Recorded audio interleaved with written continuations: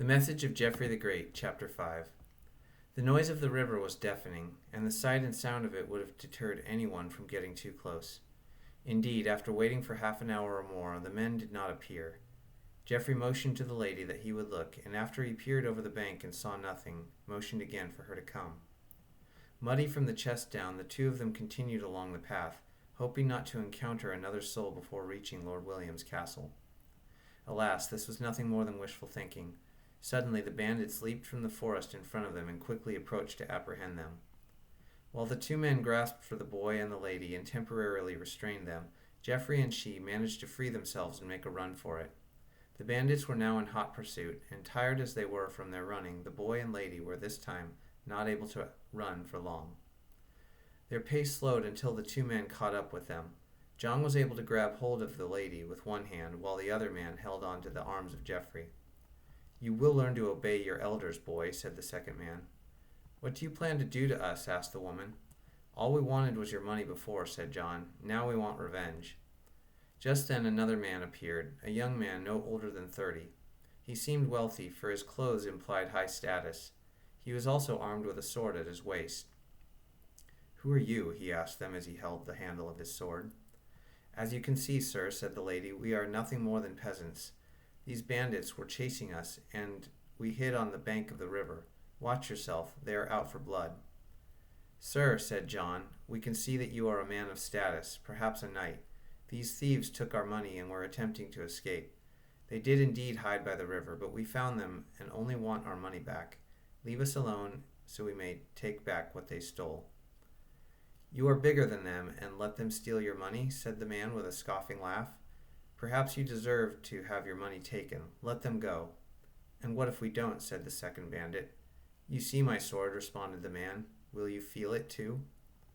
John glanced quickly at his friend, who released Geoffrey. John then also released the woman, and the two of them backed away, their eyes narrowed in anger at the man before they left the path to enter the forest. "Thank you, sir," said Geoffrey to the man. "Are you a knight?" "Indeed," said the knight. "Who are you now, really?" "I am Geoffrey, a peasant boy sent to deliver a message. We are on our way to safety, where I cannot say."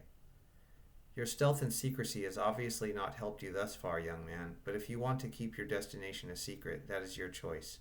I will be on my way then. Goodbye." "Wait," said the woman. "Your face, it looks familiar. Who is your lord, sir?"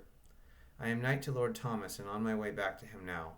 We were attacked. I was sent out to defend the castle, but my chase took me far afield from my lord, and I am now returning." "I see," said the woman. "Thank you for your service." "You said you know me? I have not seen you before. Who are you?" "You will find out if we reach our destination. Will you take us there, sir?"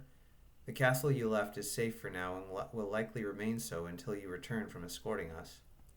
After the man agreed to escort Geoffrey and the lady, the journey back to Lord William's castle was safe. They arrived the next morning, having passed the night walking to avoid any further trouble while they slept. They arrived at the castle. For a reason unknown to Geoffrey, the drawbridge lowered without so much as a comment from within. It was as if someone knew who they were. Then, to Geoffrey's amazement, a man of regal clothing exited the castle. He was small in stature and quick in his movements. He hurried to the trio, and without so much as a look at Geoffrey and the knight, hugged the young woman with a warm embrace. "Daughter," he said, "you are safe." "Yes, father," was her reply, "thanks to this boy and the knight. They both acted bravely in danger." "Then I have you both to thank for the safety of my daughter. You," glancing at the knight, "I will make sure that my brother knows what you did for me. And you," now looking at Geoffrey, "you did more than what I required. You brought back my precious daughter safely. That letter was intended only as a note of encouragement to stay safe, but you solved the problem by taking my daughter home." "Sir," said Geoffrey, "your brother is the lord of that castle?" "An earl like me," said the lord. "That haggard man you saw at the gate was my uncle," said the lady. "He dressed us both in peasant's clothing to avoid capture, had the castle been breached." "My forces will arrive tomorrow," Sir William added, "and I will send help to rescue my brother when they do. For now, let us eat together. You are safe now, and I am grateful." Geoffrey stayed the night at Sir William's castle, surrounded by music and cheer, and when he returned to his hamlet by afternoon of the next day, news had already spread about his feat. Everyone who saw him congratulated him, and the village planned a celebration for him the following day.